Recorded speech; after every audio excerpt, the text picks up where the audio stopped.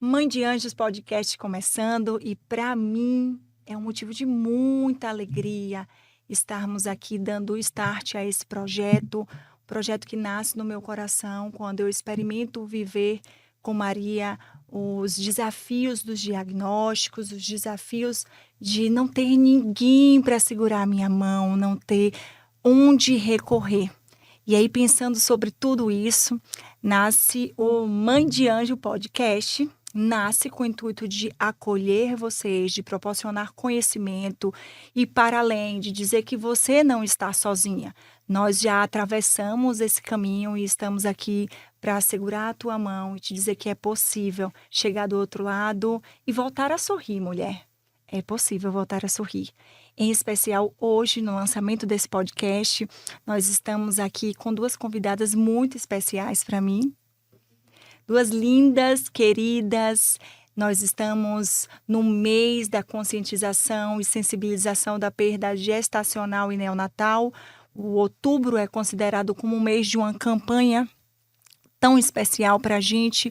E esse podcast está sendo lançado nesse mês, para que a gente possa ser voz para essas mulheres, para que você possa bater na porta e encontrar um canal que vai te dar apoio, que vai te apontar um caminho e vai te dizer assim, ó, a partir de hoje você não está sozinha, você está junto com mulheres que já experimentaram o que você está vivendo hoje, que já atravessaram esse caminho e que já chegaram do outro lado fortalecidas e elas podem te fortalecer. Somos mulheres, né? Estamos o tempo todo gerando, fortalecendo umas às outras e esse é o nosso objetivo. E esse é o meu propósito de vida, acolher mulheres que estão vivendo a perda gestacional. Então vamos lá, sejam muito bem-vindas! Luana Brito, Letícia Coelho, duas queridas que moram no meu coração assim de forma muito especial, que a gente acompanhou aí os bastidores dos desafios de ser mãe de anjo. E nada por acaso vocês aqui hoje, né, nesse mês tão especial para a gente, para que a gente possa, como mulher, acolher outras mulheres, trazer para essas mulheres a realidade do quanto é possível atravessar e chegar do outro lado de uma forma mais leve, né? E hoje eu queria trazer um pouco da história de vocês, trazer um pouco da jornada e dessa ponte que já foi atravessada e que a gente vai precisar atravessar, né, gente? Todos os dias nós atravessamos as nossas pontes, todos os dias nós estamos precisando segurar uma na mão da outra para o que chega, para o que é novo, para um eterno processo de elaboração. Porque ser mãe de anjo, eu acho, assim, que é uma das missões mais desafiadoras que uma mulher pode receber nessa vida. Então, e recebemos e fomos escolhidas e agraciadas para ser mãe dessas três meninas, né? São três meninas aqui, estão aqui que nos unem nesse propósito. E eu quero começar com uma pergunta para que vocês tragam um pouco da história de vocês através dessa pergunta. Como se dá a partir do momento que você descobre que o coração da sua filha parou de bater? Essa é a notícia mais desafiadora para uma mãe. O coração da minha filha parou de bater. E de repente, nós estamos ali vivendo os desafios de uma gestação que não foi a idealizada, não foi a sonhada, não foi a que eu imaginei. E chega com a notícia que o coração parou de bater, que foi a notícia que nós três recebemos. Para mim, a pior notícia da minha vida foi que o coração de minha filha parou de bater. Ainda que, no meu caso, eu sabia que ele poderia parar de bater. Então, eu queria, Lua, começar por você, tá? Traz pra gente um pouquinho desse dia, dessa notícia, como ela chega, como ela te atravessa, trazendo um pouco de Maria Luísa. Oi, Lai. Primeiro eu queria te agradecer a oportunidade de estar aqui, de falar um pouco, né, sobre isso. É uma realidade de muitas mulheres, de muitas mães, que muitas vezes passam por essas situações caladas, que não têm realmente uma mão para segurar, um ombro, que não tem um abraço acolhedor, muitas vezes até dentro de uma situação familiar, até de estabilidade, mas que as outras pessoas não conseguem alcançar essa dor, não conseguem tatear, né, ou concretizar, porque estava dentro da barriga daquela mulher. Era um ser em formação e o único contato daquele ser com o mundo era através dessa mãe. E mesmo aquele que pega na barriga e que sente mexer, não sente igual a gente. Quando a gente sente aquele ser pulsando dentro de nós, aquele coraçãozinho batendo, aquelas mexidas que conversam com a gente durante aquelas longas semanas que vão se passando, né? Então, o que eu posso dizer? A minha perda, né, o meu vazio foi muito perto de estar com Maria Luísa. Faltavam 2 dias para a gente fazer o parto. Eu fui para o hospital para fazer uma consulta pré-anestésica para poder me internar 48 horas depois e ter um dos dias mais felizes da minha vida. Já tinha tido um grande dia feliz do meu primeiro filho, e o mais velho, e aí esse seria o segundo dia mais feliz da minha vida. E eu tive essa notícia, né, numa ultrassom, que a médica procurava o batimento. E eu olhava para a tela, e eu já sabia o que eu deveria ver ali, o que eu deveria escutar, e eu não tinha. E meu marido ao lado, eu olhei para ele, e ela entrou, né, em choque também, a médica, muito envolvida conosco, uma pessoa maravilhosa. E eu falei, cadê o batimento? Cadê o batimento? Não estou escutando, não estou vendo, a gente não viu o traçado, né, do batimento. Aquilo foi, posso te dizer que a sensação é o vazio, o oco. É algo assim, como se a gente fosse tomada. Não vou conseguir segurar a emoção.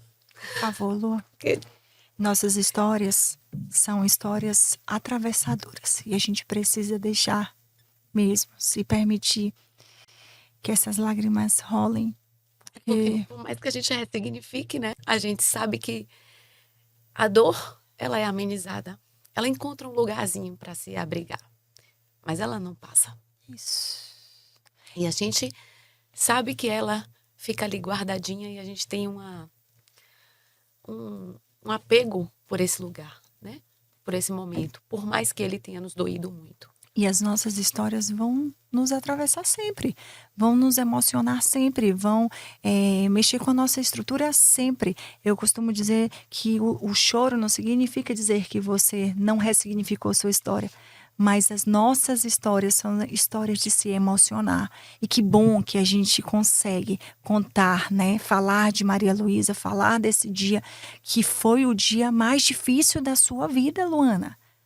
Foi o dia mais difícil da minha vida, sem dúvida. E eu, uma das minhas primeiras reações foi ligar para minha mãe. E minha mãe estava na minha casa, bordando ainda parte do enxoval dela. E ela atendeu o telefone e eu só falei para ela assim, aconteceu o que de pior poderia acontecer. Ela, como assim? O que aconteceu? Eu falei, o que de pior poderia acontecer? E ela disse, não acredito, e não acredito, enfim. Porque é, de fato, o pior dia da vida de uma mulher, aquela gestação tão sonhada, aquele bebê tão sonhado. Não estar mais não existe, né, mais aquela possibilidade. Toda a expectativa frustrada vem ali, né? É a frustração, é a dor misturada com a frustração. Do que eu não vivi. Desse ser que já faz tão parte da minha vida. E é por isso que eles continuam aqui, que as Marias da gente, eu acredito que estão aqui nesse momento e que nos impulsionam para esses propósitos, né? Filho é eterno, né? Filho não morre no coração de uma mãe. Filho não morre no coração de uma mãe. Só uma mulher que perdeu um filho consegue mensurar e viver essa frase de forma literal. Porque eles não morrem, eles permanecem de diversas formas. Eles nos impulsionam, são eles que nos dão a força, são eles que nos dão o propósito, a missão, a energia de estarmos aqui juntas, gente. Nós estamos juntas aqui por quê? Lançando e trazendo um projeto tão pertinente, por quê? Porque tem muitas mulheres nesse momento vivendo aquilo que a gente viveu há 4 anos atrás, há 3 anos atrás, há 2 anos atrás. Elas estão vivendo exatamente nesse momento. E quem acolhe essa mulher que está perdendo um filho agora? Quem acolhe é essa mulher que o coração parou de bater agora. Se nós sabemos o quanto foi difícil sermos acolhidas nesse momento, porque é difícil até para o profissional que está dando a notícia. É atravessador para ele também, porque a morte é atravessadora para todos nós. Né? Tem uma frase de Rubem Alves que diz que a morte e a vida, elas são irmãs. Uma começa quando a outra termina. E compreender a dimensão da morte dentro da nossa sociedade é uma evolução. E por isso que nós estamos aqui, evoluídas nesse processo. E Leti, compartilha conosco esse momento que Luana traz com tanto, a palavra que eu poderia usar é desafio, com tanto vazio, como se abre-se o buraco no chão. E como eu desço dessa maca agora? Eu não sei para onde eu desço. Eu não sei como eu desço. É essa a sensação. Como foi, Letícia, para você ouvir essa notícia? Primeiro, agradecer lá o convite, né? É impossível viver essa situação, né? E não ter a vontade de abraçar tantas pessoas, né, que venham a passar por essa dor, né? Então, a gente se comove mesmo, se sente junto de toda mulher que passa por essa situação. Extremamente desafiadora, como você disse. No meu caso, eu estava com 6 meses de gestação. Minha filha tinha uma anemia grave. E a gente precisou fazer uma transfusão sanguínea intrauterina, né? Terminado o procedimento, ela estava bem, né? Estava estável. E eu fiquei internada no hospital. Eu ia dormir para receber alta no dia seguinte. E assim, apesar dos riscos do procedimento, de toda aquela situação, essa realidade, eu posso dizer assim, que ela não passava pela minha cabeça, né? Era uma coisa que eu jamais imaginei que poderia acontecer. Com a gente nunca imagina que pode acontecer, né? E por volta de 5, 6 horas da manhã, a enfermeira vem com a máquina portátil, né? Uma máquina simples, só para ouvir mesmo os batimentos cardíacos, né? E ela me acorda, eu tava dormindo, ela me acorda, mexe pra cá, mexe pra lá, e ela não consegue, né, ouvir. Nesse momento, meu marido também acorda, começa a entender tudo o que tá acontecendo, e pra mim ainda parece uma coisa muito distante, né? E ela fala, não, fique calma que eu vou chamar o médico. O médico vem, também não consegue, né, ouvir os batimentos cardíacos. E eu sou encaminhada para o setor de ultrassonografia do hospital, né? A pessoa vem, me pega na cadeira de roda e me leva para essa sala, né? E era, inclusive, em outro andar. E esse percurso até essa sala, né? É aquela sensação mesmo do caminho pelo Calvário, né? Eu imagino muito assim, Maria vendo o filho carregando a cruz, né? E naquele momento eu estava carregando uma cruz muito grande, né? Uma cruz que eu sequer tinha condições de carregar. E a gente chega para o médico da ultrassom geral do hospital e ele confirma, né, que não havia mais vida na minha barriga. E no primeiro momento você fala, não tem como, assim, isso é impossível, isso não... Eu tenho muitos sonhos para essa criança, eu tenho uma vida inteira para ser vivida com essa criança, né? Então, é muito difícil acreditar. Nesse momento, chega meu obstetra também, né? O hospital tinha ligado para ele, e ele fica ali, né? Comigo e com meu marido. Ele foi muito acolhedor. E ele vai... Eu ainda... Doutor, mas a gente faz o parto agora e a gente tenta reanimar aquelas coisas que eu não sou da área, e você tenta pensar em situações esdrúxulas pra fugir, pra resolver. Não é esdrúxula, não. Aí é uma mãe. Desesperada. É uma mãe desesperada. me diga que essa notícia não é verdade. Aí é uma mãe desesperada, por favor, o que é que eu posso fazer? De que forma eu posso reverter esse quadro, né? Aí é o sentimento materno que fala mais alto. É possível fazer o parto agora e a gente reanimar? O que é que a gente pode fazer? Eu me lembro que quando eu estava também na minha via cruz para parir Maria, sabendo que ela não passaria muito tempo com a gente, que ela poderia, inclusive no trabalho de parto, já não estar mais ali com a gente. E nesse momento dessa via cruz, como você bem disse, eu ficava pensando, e se tudo isso for mentira? E se tudo isso for um engano? E se a gente parir Maria e Maria vier diferente Com vida. com vida? Eu também A gente pensava deseja isso. desesperadamente um milagre, É um né? milagre. Mas é um milagre do jeito que a gente quer. Isso, exatamente, mas é um milagre que toda mãe gostaria de viver, né? Eu gostaria de ir para o parto e de repente minha filha sair chorando e nada disso que vocês estão dizendo ser verdade. E até os essa ser a últimos grande minutos, surpresa, e né? essa ser a grande surpresa, até os últimos minutos eu pensava dessa forma. Eu lembro que teve um momento no banheiro que eu chamei meu marido, o médico assim, estava mais afastado, eu disse para ele, e se a gente viver um milagre com nossa filha? Aí ele disse, amor, não pense dessa forma. Mas nem a fala dele, nenhum momento, Você desistiu. me fez desistir que ela poderia vir Porque um filho não diferente. morre no coração de uma mãe e a mãe não desiste nunca. Uma Exatamente, mãe não Lua. desiste nunca. E quando você fala uma mãe não desiste nunca de um filho, né? A gente pensa que nós não desistimos das nossas filhas. Eu não desisti de Maria. Você não desistiu de Malu. Olha o que a gente conversou nos bastidores aqui. Olha o seu projeto de vida. Isso é você dizendo, eu não desisti de você. Olha o que você está vivendo hoje, Leti. Você não desistiu de Gabi. Então, se a gente parar para pensar, a gente não desistiu de nossas filhas.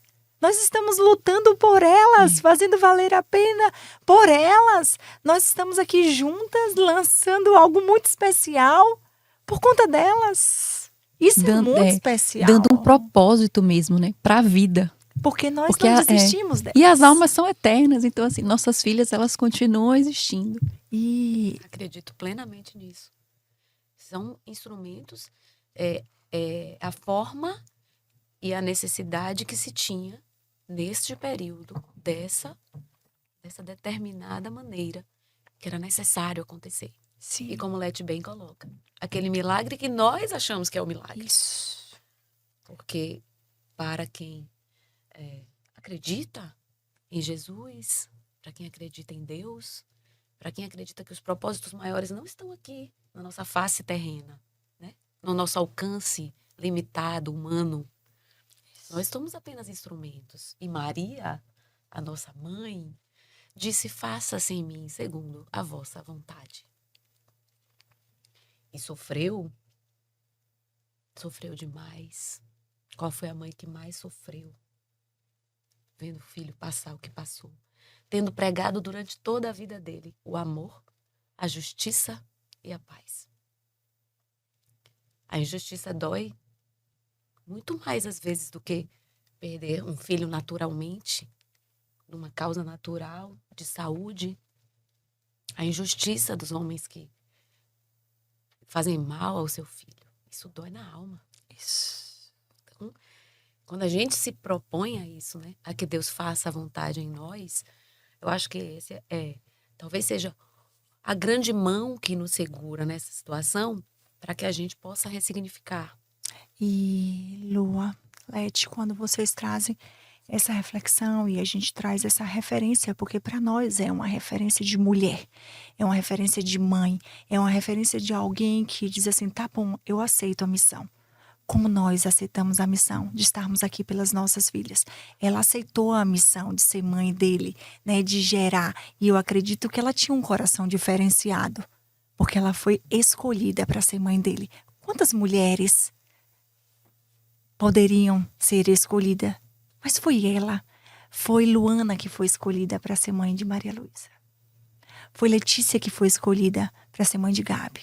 Então, a gente precisa pensar sobre tudo que nós vivemos e tudo que nós passamos, que existe um propósito e nós fomos escolhidas para viver esse propósito. E nós sabemos que a nossa passagem aqui na Terra não vai ser só de coisas boas, né? No mundo tereis aflições, mas filhas, tem de bom ânimo, porque se eu venci o mundo, você também vai vencer. E eu costumo dizer isso para todo mundo na minha rede social. As pacientes que eu atendo, foi a última palavra. Olha só, deixa eu dizer para vocês, tem de bom ânimo, porque tudo que eu passei, eu venci, vocês vão passar. E nesse momento de maior vulnerabilidade, de maior fraqueza, muitas vezes eu me senti forte e não era a força do meu braço. E muitas vezes nós estamos aqui nos colocando nesse lugar e compreendemos que essa força não está na força do nosso braço para conseguirmos ressignificar. Existe uma força maior. Existe a força espiritual. O Espírito Santo está conosco e esse podcast, ele é intencional. Ele é para a gente falar do corpo, ele é para a gente falar da mente, mas ele é para a gente falar do espírito, porque a gente não dá conta sozinha para ressignificar a história de uma perda de um filho, de sairmos de uma maternidade, Luana, com o quarto todo pronto de Maria Luísa. E pro velório de uma filha, escolher qual é o cemitério que você vai enterrar sua filha, escolher se você vai cremar ou escolher se você vai enterrar sua filha. É muito doloroso para uma mãe fazer um plano que não é o plano de parto, que é de ir se despedir, de ir se entregar uma filha. É desafiador demais para a gente viver isso aqui. Então, como daríamos conta de conseguir falar com leveza hoje, que somos mãe de anjo, de 3 meninas lindas, se não tivesse a força do Espírito Santo nos dizendo: filho, eu sou contigo. Filho, eu sou contigo no meio da tua dor. Filho, eu sou contigo no meio da tempestade. Eu sou contigo no meio dos bebês arco-íris que chegaram depois dessa tempestade. Que a gente tem histórias lindas para contar. E a história das nossas filhas também são lindas para a gente contar. E aproveitando que nós estamos assim, esse podcast, a gente vai se emocionar, gente, e muito, porque aqui pode se emocionar, aqui deve se emocionar, é o lugar certo da gente estar, é o lugar certo que você pode estar para ser acolhida nesse momento, como mulher que acabou de perder um filho, um pai, uma avó. Vocês vão ouvir, né? Vão compartilhar, vão dividir, vão perceber o quanto vai alcançar o coração de vocês essa nossa conversa. Eu acredito nisso. E eu queria aproveitar e perguntar como se deu o enfrentamento do luto de vocês, como foi esse processo de enfrentar o luto? Para mim, foi um luto real, né? No sentido assim, porque eu acho que não importa a idade da perda gestacional Isso. para o sentimento. Mas, como você falou, eu tive a minha bebê, né, eu fiz um parto, eu tive até licença maternidade, dada a idade gestacional da perda. Eu tinha o direito de ter, porque na realidade eu tive aquele fatídico, aquela certidão de nasce morto, né? Então, assim, é um documento que você tem para o resto da sua vida, e que eu entrei, fiz um parto, da mesma forma que vocês, entrei e pedi para ser sedada. Não foi um parto como os meus outros, que eu fiquei acordada, né? Eu fui sedada, mas eu orei a Deus que quando eu acordasse, né, houvesse um milagre. Vai que abria e ela estava lá com o coraçãozinho batendo. E eu vivi esse luto realmente. Foi algo muito difícil, com todo o carinho, todo o amor, todo o apoio da minha família, né? Sobretudo da minha mãe, do meu marido, da minha sogra, enfim, dos meus irmãos. E do seu filho? Filho que foi tão compreensivo e que jamais, jamais, jamais esquece o coração dele. Malu também permanece muito viva. Por muitos dias, às vezes, eu não toco no nome dela, não se fala, e ele traz em todas as orações, praticamente, antes de dormir. Mesmo tendo trabalhado em terapia, né? A gente tendo buscado fazer algo que leve para o concreto, para que ele consiga realmente elaborar esse luto. Mas não é com tristeza que essas lágrimas vêm ao meu rosto, né? Quando eu conto, quando eu falo de Malu, é com emoção. É porque eu acho que a minha entrega a Deus tem sido tão profunda, principalmente desde que isso aconteceu. Eu tenho o meu filho mais velho tem um diagnóstico, né? Nós enfrentamos isso com muita fé. E depois veio o Malu. Tudo isso vai fortalecendo, né? A nossa fé e a nossa entrega. Porque quando a gente sabe que a gente tem um pai que nos ama profundamente, infinitamente, e que só faz as coisas certas, e só nos ama, é impossível a gente se entristecer com as coisas que acontecem. Nós temos um luto a viver. Mas a gente pode não se entristecer. A gente tem saudade, a gente tem... eu falo assim, que pena, Malu, que precisava ser assim. Que pena. Eu tinha uma vida inteira para viver com você, né? Para a gente viver tanta coisa maravilhosa. Mas é a vontade do Pai. E faço-a entender dessa forma também no meu coração. Disse a ela muitas vezes, né? Disse a ela, olhando para ela ainda ali no caixãozinho. Eu te respeito, eu te honro. E eu entendo até que isso é um combinado nosso. Em algum momento nós combinamos que deveria ser assim. E você sabe bem que a minha alma já sabia. Desde muito antes. Por acaso, né, ou não, que de alguma forma aquilo não seria. Eu não teria a minha menina passarinho por muito tempo com a gente. A alma sabia.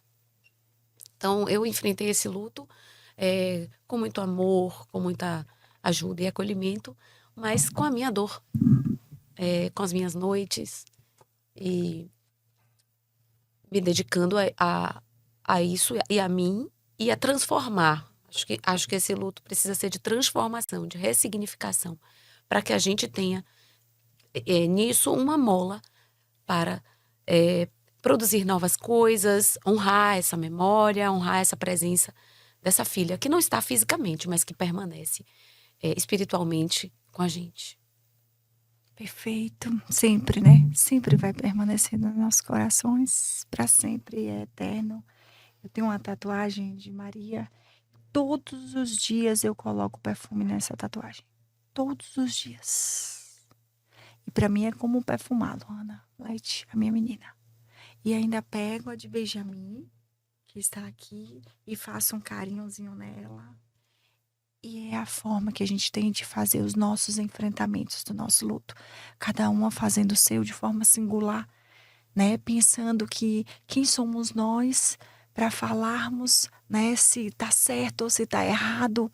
Quem somos nós para falarmos que o enfrentamento que aquela mulher faz está certo ou está errado? É como ela dá conta, é como é possível para ela. Lete, compartilha conosco como tem sido os enfrentamentos do seu luto. Tudo começa no parto, né? Eu me lembro que eu virei para o obstetra e falei, eu quero ver minha filha, né?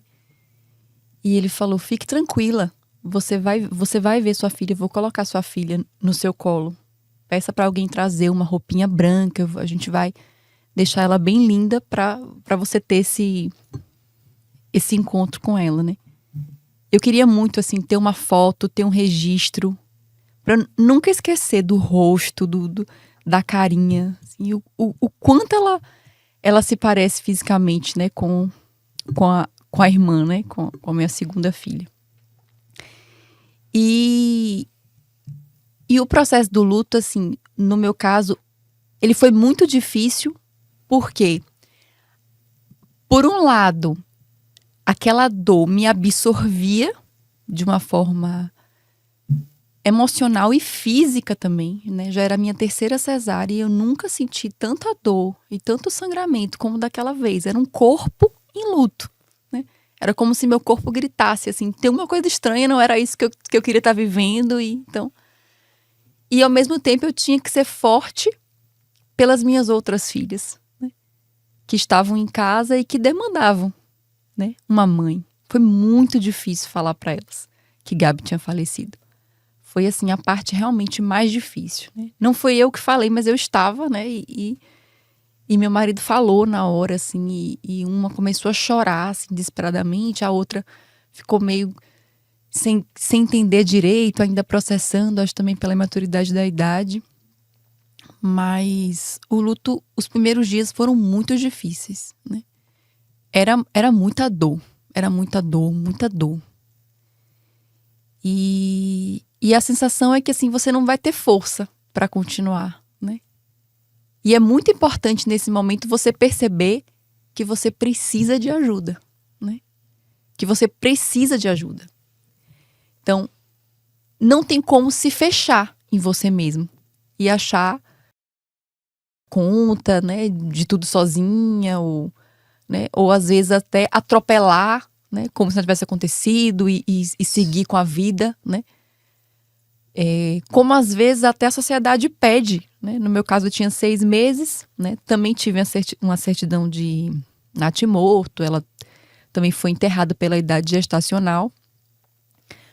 Mas só tinha 6 meses, né? Sua filha nem nasceu. Então as pessoas, elas acabam, a sociedade acaba assim, como se tem que voltar a viver, né? E minimizam como se... muito dentro da quantidade de semanas, né? A dor é minimizada Sim. na quantidade de semanas. Se foi com 6 semanas, se foi com 12, se foi com 24, 36 ou após o nascimento. A dor para essa mulher que está perdendo, ela é a mesma. Ela é a mesma. A gente está falando de um sonho que está se perdendo. A gente está falando de um futuro que está se perdendo. Essa de 6, ela também está sentindo. E não dá para a gente mensurar que ela sente mais ou sente menos do que a de 36. Por conta da singularidade, né, do processo de elaboração do próprio ser.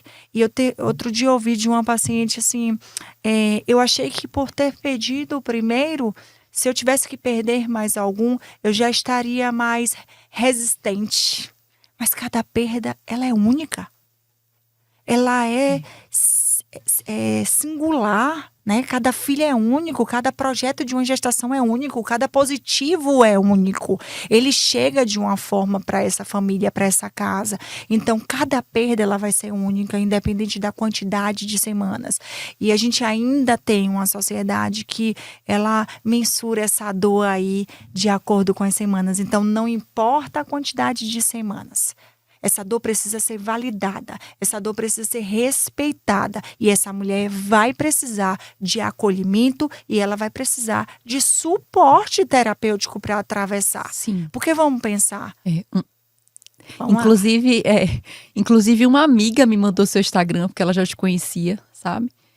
E eu conversei com a minha marido, eu preciso de ajuda. Eu preciso de ajuda porque eu não tô dando conta sozinha, né? Por mais fé que eu tivesse, né? Por mais que a minha família inteira estivesse ali me dando todo o suporte, todo o amor possível, né? Eu precisava enfrentar um processo. E era um processo, meu. Isso. É a gente com a gente mesmo. E às vezes a gente quer aligerar, né? Às vezes você até me falou isso, você tá querendo aligerar seu processo, né? E é um processo, né? Que a gente eu digo assim, que eu concluí a fase de voltar a sorrir, mas para sempre eu vou estar num processo, né? Então, volta e meia a gente vai se lembrar. Assim, se lembrar não, porque a gente não esquece nunca. A gente só lembra daquilo que a gente esquece. Mas eu digo assim, a gente vai se colocar num pensamento assim, poxa, queria estar trazendo ela aqui pra escola também, né? Queria que ela tivesse aqui nessa praia também, né? Então, esses momentos, fisicamente, eles não vão acontecer, né? E eles ficaram num sonho, desde aquele positivo. Então, a pessoa que devolve um filho com 6 semanas, ela já fez inúmeros sonhos a partir daquele positivo. Ela já projetou. Ela tinha uma vida inteira para ser vivida. Isso. Com aquele bebê que ela nem sabia se era menino ou menina ainda, mas ela já tinha uma vida inteira para aquela criança. Porque a maternidade, ela vai começar no positivo. A mulher se torna mãe no positivo. E a perda vem após o positivo. Né? Então, naquele momento que o positivo chega, ela se tornou mãe. Aí, daqui a 2 semanas, ela vai perder. E aí, agora? Existe ex-mãe? Não. Não existe ex-mãe. Ela é mãe. Aquele positivo trouxe para ela a maternidade. Precisa elaborar tal quanto a que está perdendo, com a perda já tardia. E o primeiro passo que essa mulher precisa dar, que você traz, Letícia, é compreender que ela precisa de ajuda. É compreender que ela não precisa dar conta sozinha.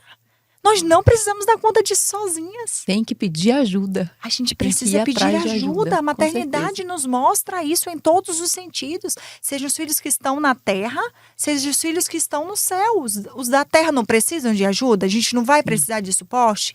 E qual é o suporte que a gente vai precisar quando esses filhos partem para o céu? Inclusive porque nesse momento a gente não é a gente assim, né? Nas condições normais de temperatura e pressão. A gente tá com as ideias meio embaralhadas, sobretudo. Porque a emoção que te toma é algo que vem te desafiar e te desalinhar.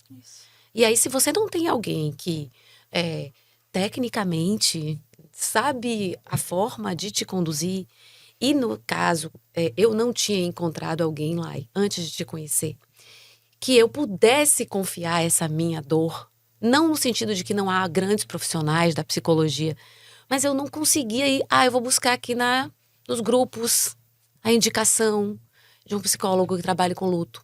Eu não queria dessa forma. Eu tinha certeza que alguma coisa ia acontecer. Ia me levar, ia me conduzir para algo verdadeiro que fizesse sentido para mim. E quando a minha melhor amiga me marcou no seu Instagram, quando você estava fazendo 1 ano do seu parto de Maria, ela me marcou nessa postagem. E aí, quando eu li, e quando aí eu fui stalkear o seu Instagram, eu fiz isso. Eu preciso de alguém que tenha vivido e que tenha ainda a mesma dor que eu. Porque esse é um acolhimento diferente, né? Porque é técnico, mas é emotivo, tem o coração envolvido. É alguém que consegue chegar lá onde você está. Consegue, como você fez tantas vezes comigo, me fazer perguntas ou direcionamentos que de fato me colocavam no lugar onde eu precisava estar para fazer, para superar, para ressignificar, para compreender o que eu precisava compreender naquele momento para atravessar, né? Então, eu penso que muitos momentos na vida as pessoas dizem, você tem que ter uma ajuda, você tem que ter uma escuta, você tem que ter uma terapia. E esse é um momento em que você não tem chão e alguém pode te direcionar, te conduzir, te ajudar. Porque fé, a gente tem muita, né? A fé é a base de tudo, eu acho. Mas só a fé, nesses casos, né? Eu acho que ela precisa de um outro suporte, né? E eu acho que tem uma questão técnica envolvida também, né? E aí, quando veio a minha gestação e todo o acompanhamento que você continuou comigo, foi fundamental. As visualizações, porque tudo isso fica dentro de você, né? Esses medos. Porque a partir daquilo ali, você não tem só a dor para lidar. Você tem o medo. As sombras, né, Luana? As sombras. Você tem outras questões. Você tem a sua responsabilidade com seus outros filhos que estão aqui, que dependem de você. Então, você sofre por ele. Mãe sofre pela dor do filho, gente. O quanto a sua filha, principalmente, vamos dizer, a mais velha, porque já tinha muito mais noção, maturidade, sofreu porque esperou também, criou todo o amor e toda a expectativa. Então você sofre por eles. Você sofreu por Benjamin, pelo sofrimento dele, pela expectativa que ele criou. Eu sofri por Xandinho. Não era só eu sofrendo. Né? Quando a gente arruma a mala, a gente vai viajar, a gente arruma a nossa e dos filhos. Isso. A gente se multiplica nos filhos. Então não sou só eu, não é só a minha dor. Então tudo isso gera a preocupação dele. Às vezes você não consegue viver o seu luto porque você está preocupado como é que o seu filho, o outro que aqui está, vai viver esse luto. E a importância, quando você traz essa colocação muito pontual de fazermos um processo terapêutico especializado durante o luto e entendermos que essa gestação que vem após o luto, que a gente fala tanto dos bebês arco-íris, ela vai precisar de muito suporte. Por conta das sombras que nós carregamos, dos medos, da angústia, da ansiedade, da insegurança, do que nós vivemos anteriormente. E o cérebro automaticamente ele traz a gestação anterior como uma âncora para te dar suporte. Qual é o modelo que você tem? Qual é a referência que você tem da gestação anterior? Eu tenho uma perda. E aí, como ancorar nessa perda? Então, peraí, eu preciso de suporte terapêutico para poder dar conta do que eu vivi e do que eu estou vivendo para desassociar psiquicamente. Isso aqui é muito sério, porque o que é que a gente percebe? Muitas mulheres adoecidas dentro da maternidade depois de inúmeras perdas, porque não olharam para esse lugar, porque passaram por cima, porque aligeiraram seus processos e não entenderam que chegou o momento de pedir ajuda e tá tudo bem ter ajuda para a gente atravessar as jornadas da vida da gente, como uma perda gestacional, como uma próxima gestação pós-perda. Então, o que é que a gente percebe? Essas mulheres que não olham para esse lugar de cuidado psíquico antes, durante e depois, nós vamos ter uma mulher adoecida na maternidade. E uma mulher adoecida na maternidade é uma geração adoecida, porque são filhos adoecidos.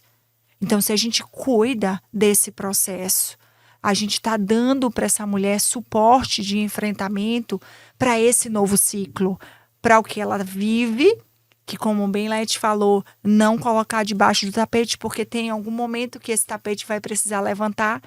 E aí a gente não precisa acumular os processos e deixar cuidar tudo de uma vez só. A gente pode ir fazendo isso de forma paulatina e cuidando de forma que a gente consiga dar conta dos próximos passos, né? E não passar uma gestação por cima da outra, sem dar espaço aos filhos que não estão aqui, porque eles vão reivindicar o espaço deles.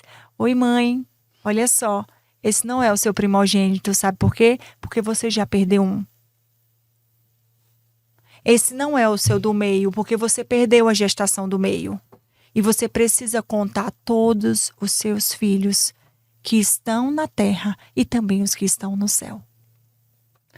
E quando a gente olha para todo esse processo, e você trouxe, Lua, uma poesia que eu gosto muito, muito, muito, muito, e eu fiz até uma blusa, né, com essa poesia, que é a Menina Passarinho, que foi a poesia de Maria Luísa.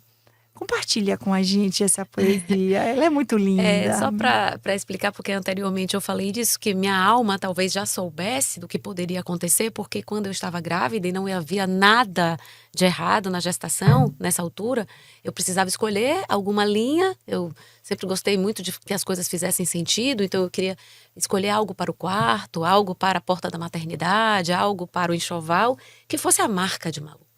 E eu escolhi passarinho. Eu queria que essa menina, e o tempo inteiro no meu coração e na minha cabeça, viam que essa menina era uma menina livre, que ela era o meu passarinho, né? Era uma menina passarinho. E buscando referências na internet, eu me deparo com a poesia de Goulart.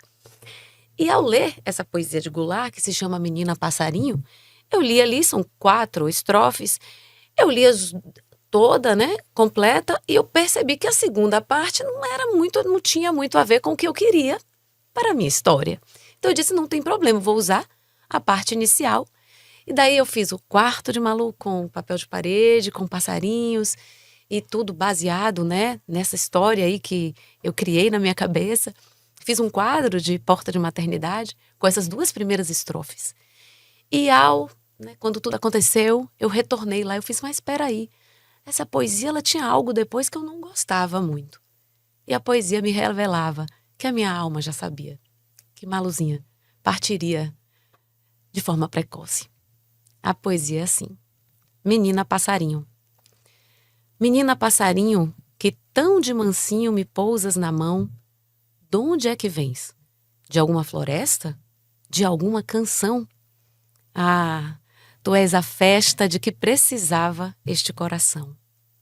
E aí vem a parte do final.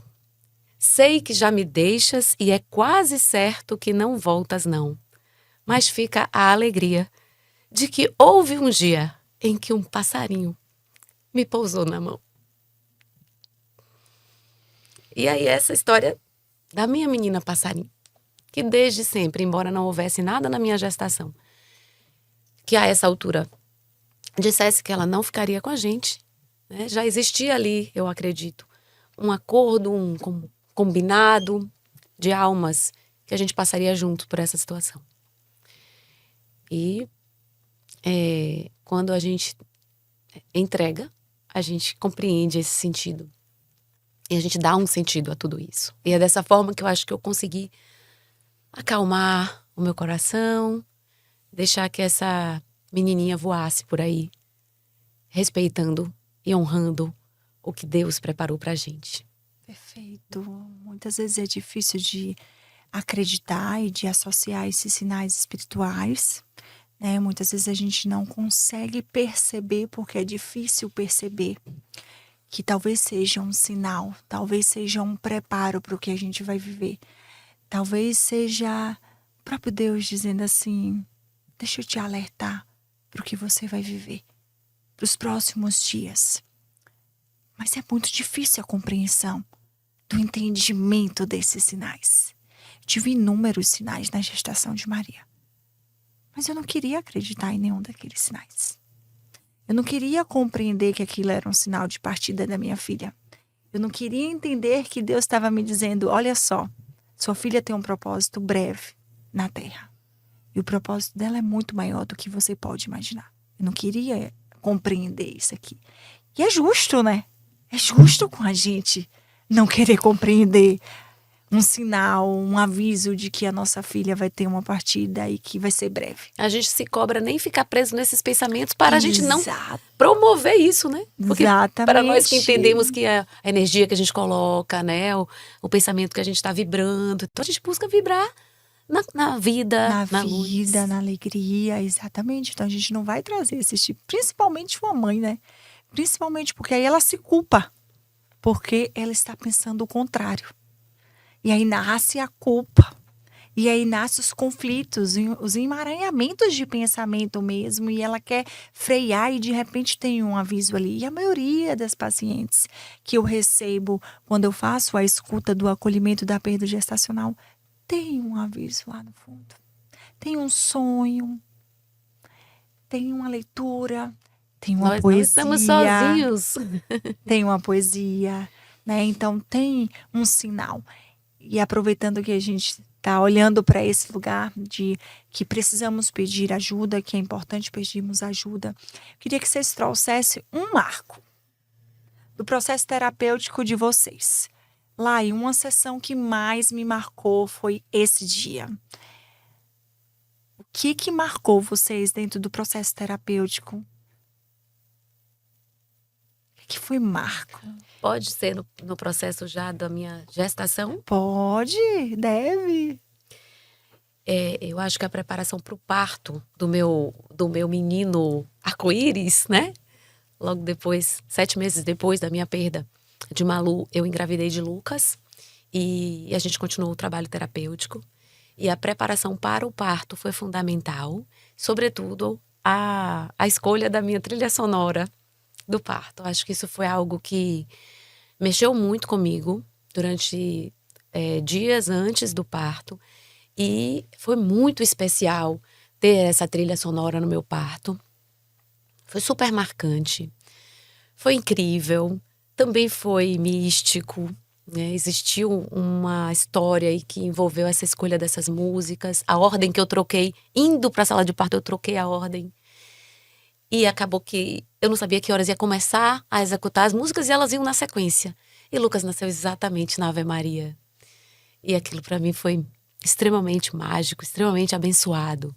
Então, quando você me conduziu na visualização do parto, eu acho que aquele foi extremamente importante.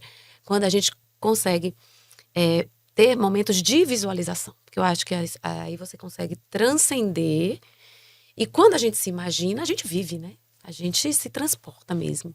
E eu acho que isso foi muito marcante para mim. E vamos pensar, Lua, você teve um parto sedada de Maria Luísa. Você não assistiu, você não participou. Você precisava participar inteira do parto de Luquinha. Então, fez todo sentido para você. Olha como te marca. Fez todo sentido para você. A visualização do parto do seu bebê arco-íris, que estava vindo após a perda, porque foi um marco para você o parto da sua filha. E foi no parto que você descobre, poucas horas antes do parto, você descobre a perda, não estava previsto, e de repente você é sedada, que não é uma conduta que a gente faz hoje terapêutica, que a gente orienta que essa mulher seja sedada, né?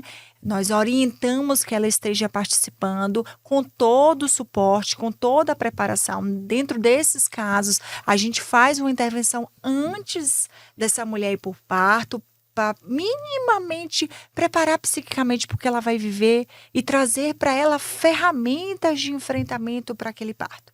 Então, hoje a nossa conduta é diferente, porque a gente entende que viver aquela experiência é um recurso que essa mulher tem para o processo de ressignificar. Então, hoje, por exemplo, essa é uma prática e uma boa conduta dentro da nossa atuação na assistência ao parto da perda gestacional. Mas essa mulher vai precisar de um suporte especializado para ela atravessar esse parto. Ela vai precisar dessa profissional segurando a mão dela. Ela vai precisar fazer uma sessão de atendimento antes, e é possível. A gente faz isso e a gente traz para ela, a gente dá para ela esse suporte para ela atravessar aquele momento. Então, perceba o quanto foi simbólico para você esse momento e o quanto te marcou terapeuticamente a visualização do parto de Luca, porque aí você consegue dar suporte para tudo que você ia viver. E Deus é tão perfeito que fez tudo lindo, né? É. E a questão da foto também, né? Que você colocou. A gente, na hora, tão tomada pela emoção, acha um pouco até... Vou usar uma palavra aqui que talvez não sei se é... Mas você acha um pouco macabro você tirar uma foto daquele ser que não tem vida, né? Que é um corpo. Um corpo sem a vida é a alma que habita o corpo. E a gente termina não por pensar, às vezes, no que o outro vai pensar. A gente não registra. E eu me arrependo de não ter um registro. Eu gostaria. O único registro que eu tenho é de uma 3D, de uma ultrassom muito, muito, muito boa, que minha mãe me pediu e tem na parede do quarto dela. A foto, junto com a foto de todos os outros netos, né? Mas, assim, quem tá passando por esse momento, de repente, que há uma possibilidade grande desse bebê, de repente, né, não ter uma vida muito longa, eu registraria numa situação... Me lembro que você falou isso também, né, num momento terapêutico, de quanto isso pode sim ser algo que você vai ter para o resto da sua vida, porque realmente a gente vai esquecendo. Porque, Não, né? e a gente olha a foto, eu tenho essa foto, né? E quando eu olho a foto, não vem essa sensação de, é um corpo sem vida, né? O que vem a sensação é a o minha semblante filha. da minha filha, né? Então, para mim, é um acalento ali ver aquele rostinho, sabe?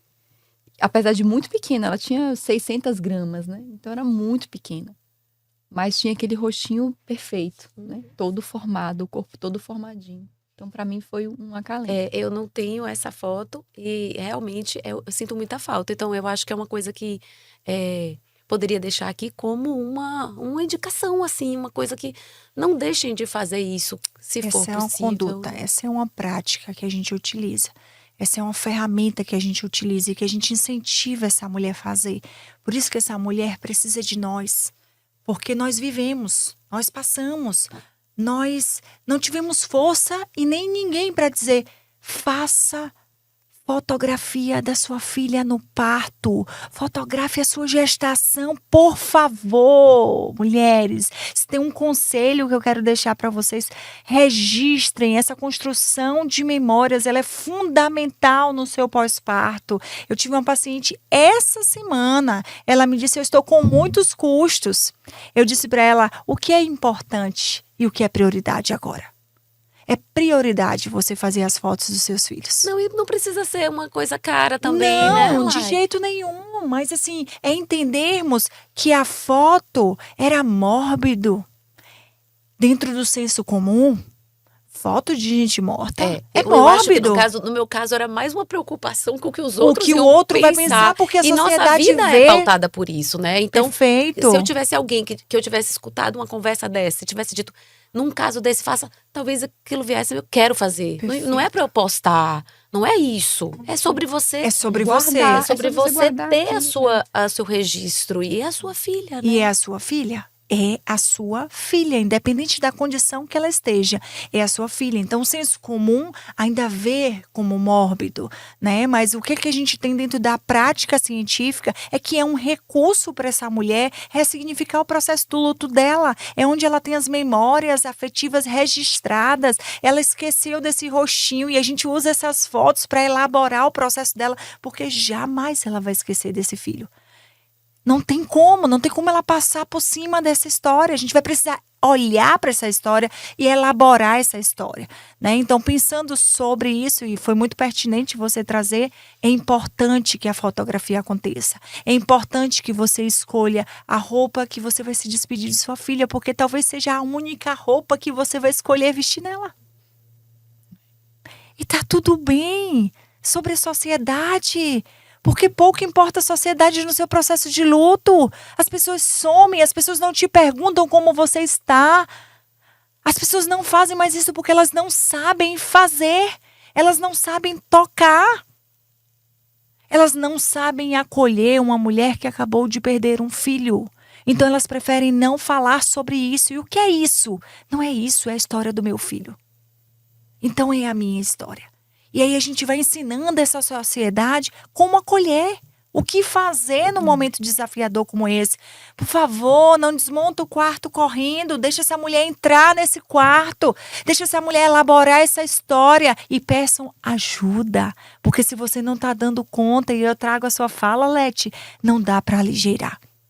É um processo nosso e que nós vamos precisar viver. É importante que ela vá para esse quarto e que ela entre, para ela elaborar tudo que ela viveu ali, tudo que ela projetou, e que ela consiga fechar esse ciclo da melhor forma e não roubar dela o direito de fechar o ciclo.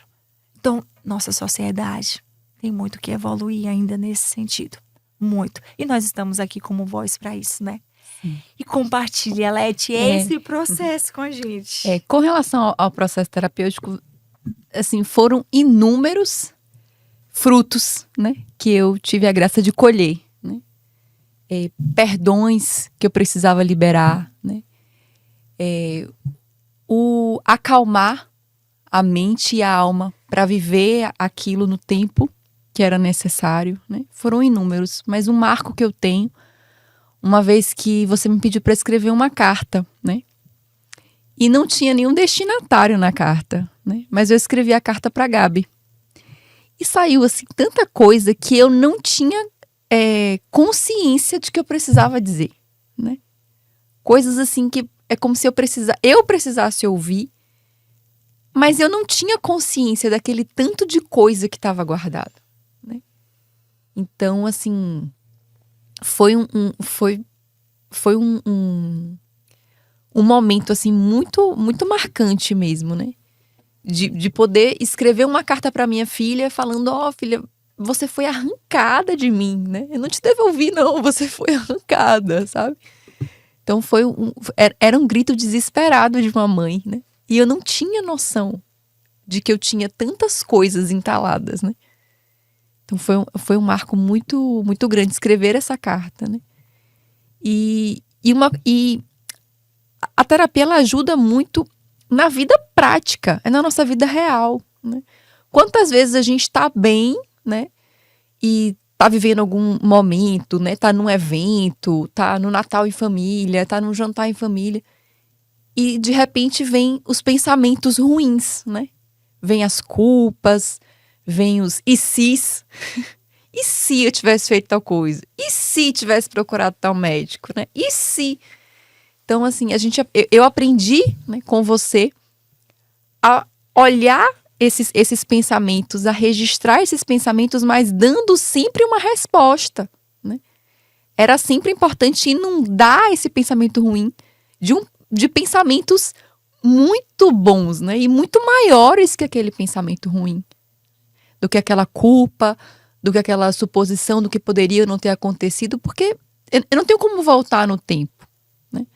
Eu não tenho como mudar. É a minha realidade. A minha realidade é ter um colo vazio de Gabi.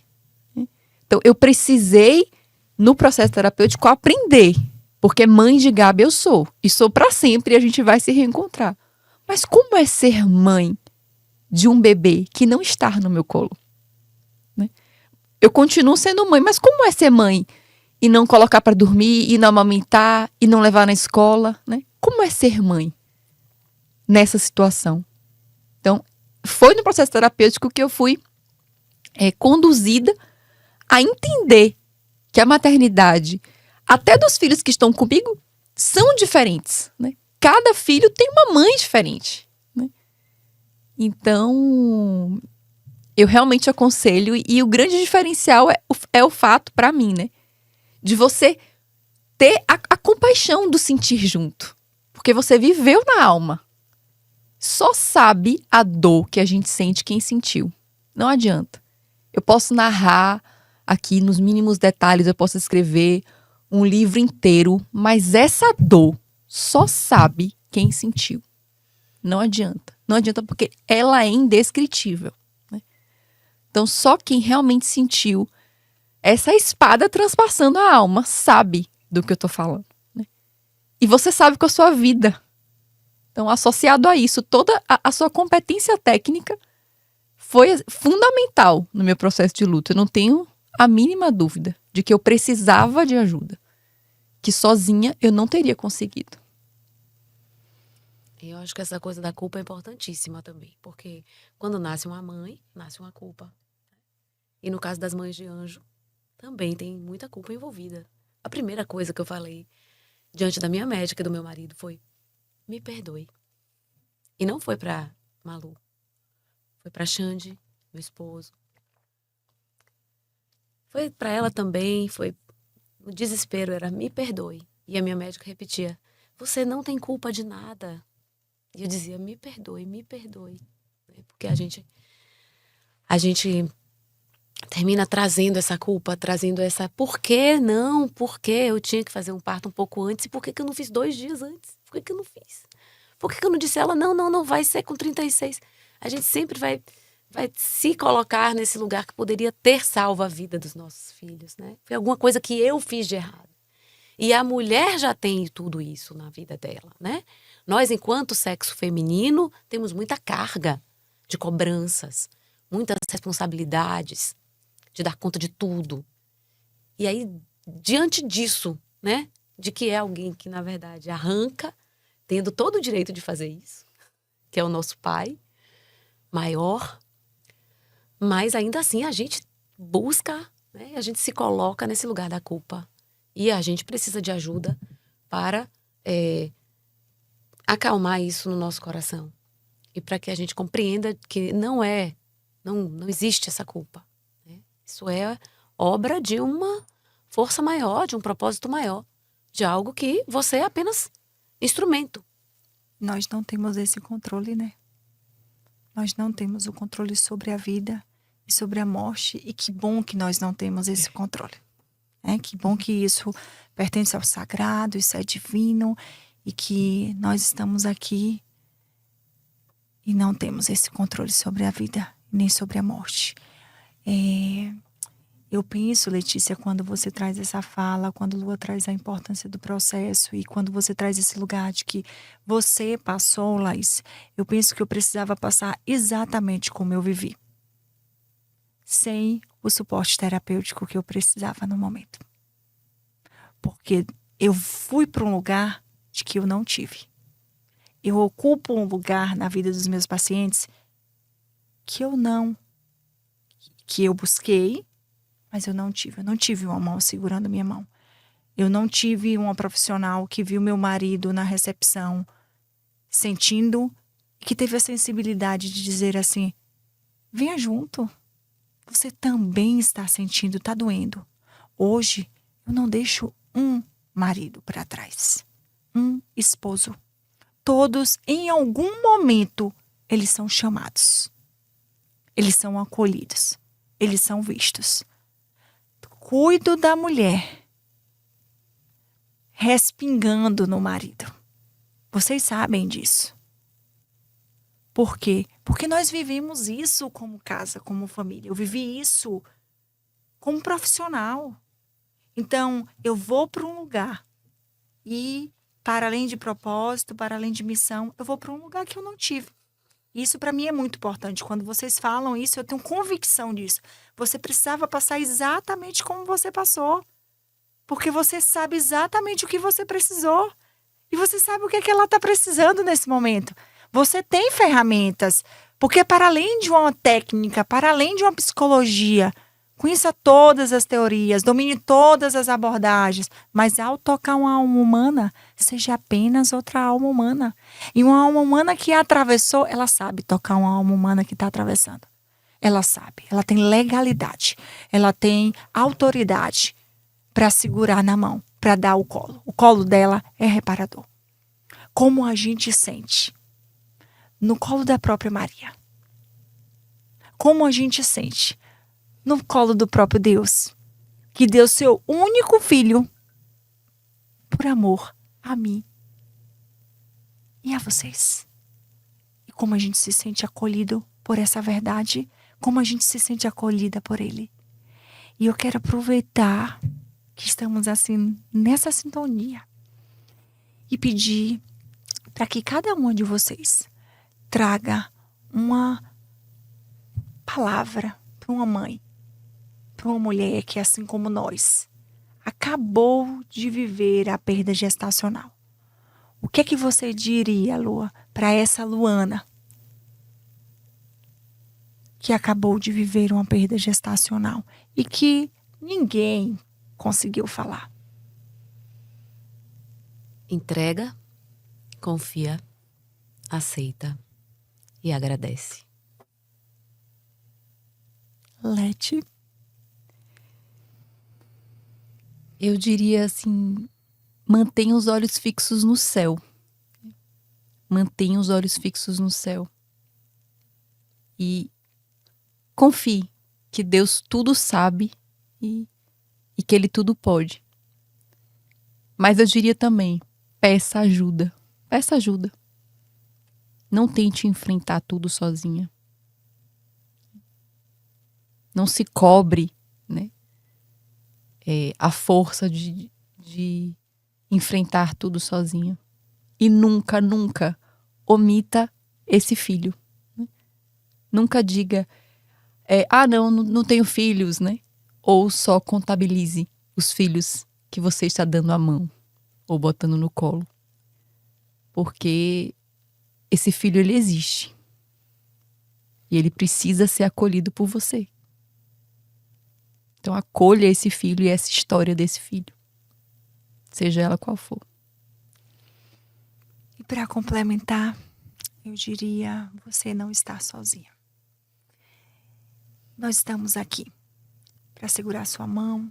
Nós estamos aqui para te dar o colo, para te ajudar nos caminhos, nas possibilidades de ressignificar a sua história. E que esse tempo, essa estação, ainda que esteja cinza, ainda que você olhe na janela e não consiga ver a cor do céu ao amanhecer, Deus nunca te desamparou. Ele está do teu lado, segurando tua mão no meio dessa tempestade. E do lado de cá, tem mulheres que atravessaram, tem mulheres que já chegaram do outro lado, já estão vivendo seus bebês arco-íris. Tem mulheres que ainda estão no meio da caminhada, ainda estão vivendo o processo. Mas é possível. É possível atravessar o caminho e ressignificar a sua história. Conte com a gente, conte conosco e conte com Mãe de Anjos Podcast. Esse projeto é para você, esse projeto é para te acolher.